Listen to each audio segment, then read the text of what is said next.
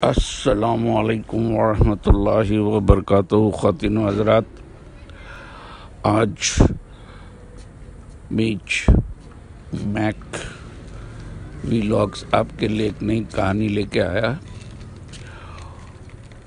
اس سے پہلے کہ میں کہانی شروع کروں، امید کرتا ہوں کہ آپ لوگ بخیریت ہوں گے اور جہاں بھی ہوں گے اللہ کے فضل و کرم سے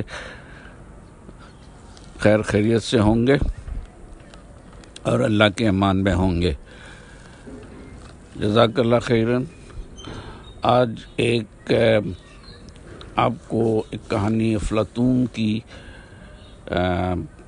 میں سنانے جا رہا ہوں، وہ آپ سنیں، امید ہے کہ آپ کو پسند آئے گی۔ افلاطون اپنے استاد سقراط کے پاس آیا اور کہنے لگا، آپ کا نوکر بازار میں کھڑے ہو کر آپ کے بارے میں غلط بیانی کر رہا تھا۔ سقراط نے مسکرا کر پوچھا، وہ کیا کہہ رہا تھا؟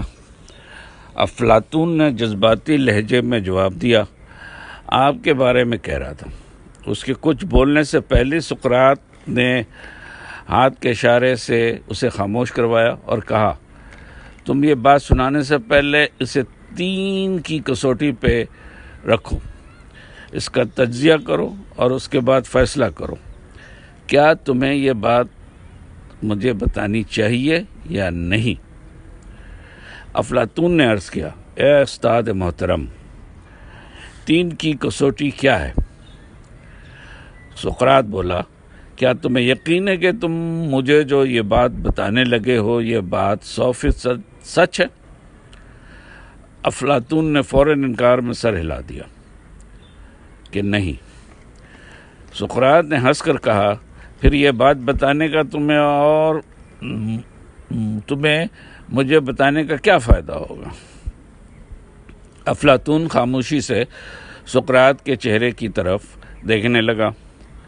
سقراط نے کہا، یہ پہلی کسوٹی تھی، اب دوسری کسوٹی کی طرف آتے ہیں۔ مجھے تم جو یہ بات بتانے لگے ہو، کیا یہ اچھی بات ہے؟ افلاطون نے انکار میں سر ہلا کر جواب دیا، جی نہیں، یہ بری بات ہے۔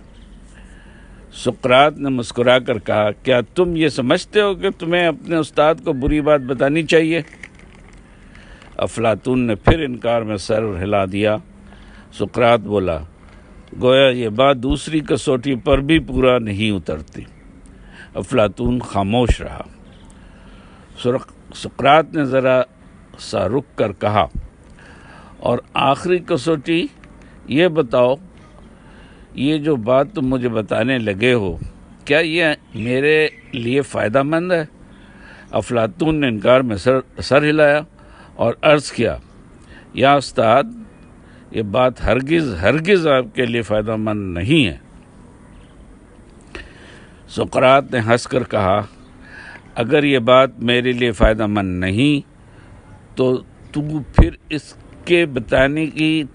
اس کو مجھے بتانے کی کیا ضرورت ہے؟ افلاطون پریشان ہو کر دائیں بائیں دیکھنے لگا۔